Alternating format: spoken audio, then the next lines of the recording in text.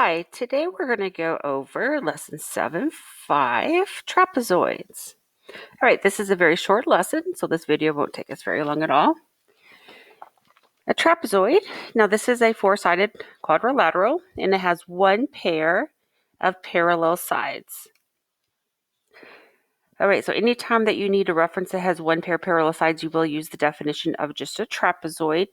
Now this top and bottom, they are called your bases. The bases are always parallel. And the two sides over here that are not parallel are called your legs. Now for a trapezoid, those legs do not necessarily have to be congruent in length. Now we have two sets of base angles. So like up here, both connect to the same base, that's one set. And then down here, connected to that base, that would be a second set. Now, they really don't have any particular qualities at this point. They will later with a different type of trapezoid. Now, this is an isosceles triangle is when two sides are the same. So an isosceles trapezoid is when a trapezoid has two sides that are the same. Now, again, those sides are called your legs. Again, the parallel sides are called your bases. And the right and left are your legs. Now, these legs are congruent, which forms a new little rule for us that these two base angles, that remember that is one set, they are now congruent to each other since the legs are equal. On the bottom, we have a set of base angles that they are now equal in measure. Now, we have several little rules here that we're going to talk about. And the first one was Theorem 35, which I just spoke of.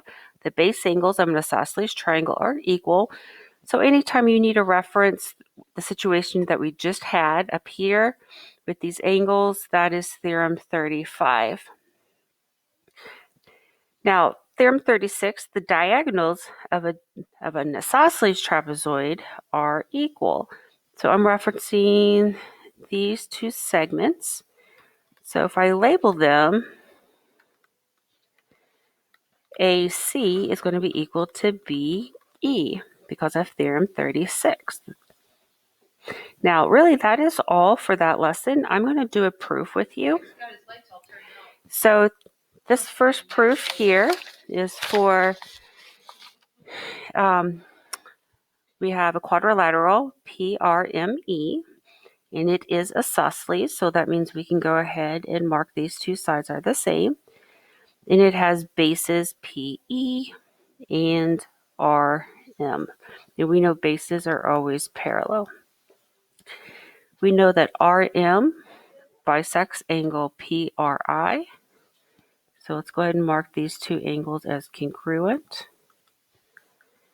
And our final thing that we're going to prove is RI is parallel to EM. So sometimes I use the highlighter. That is my final goal. All right, so in the beginning, let's list our given. PRME is isosceles trapezoid,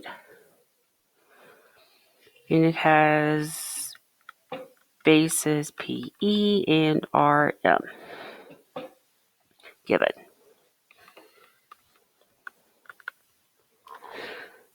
All right, now, because these are your bases, what does that tell us?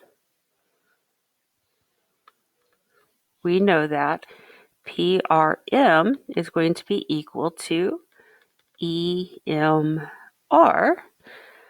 and we know the base angles of isosceles trapezoid are equal. So let's go ahead and mark these on my diagram, PRM and EMR.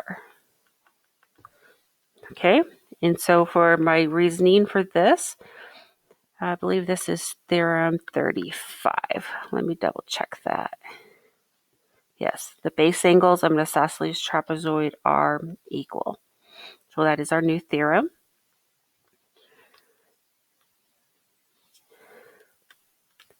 And let's do our next given.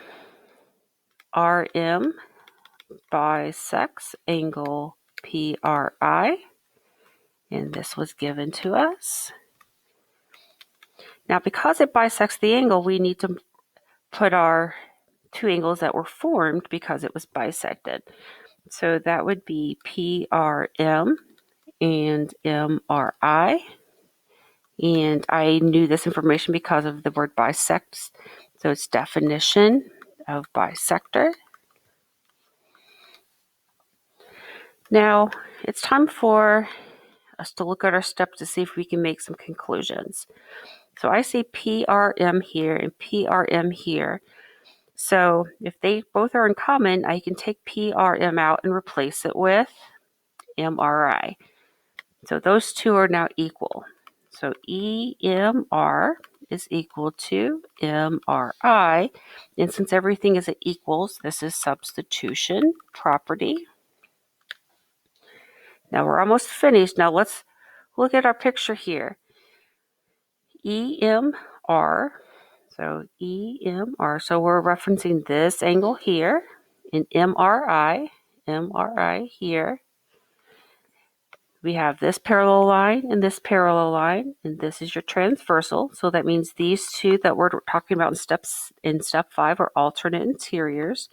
So we're going back to our last chapter and saying if you have alternate interior angles, then if you have equal alternate interior angles, then it forms parallel lines.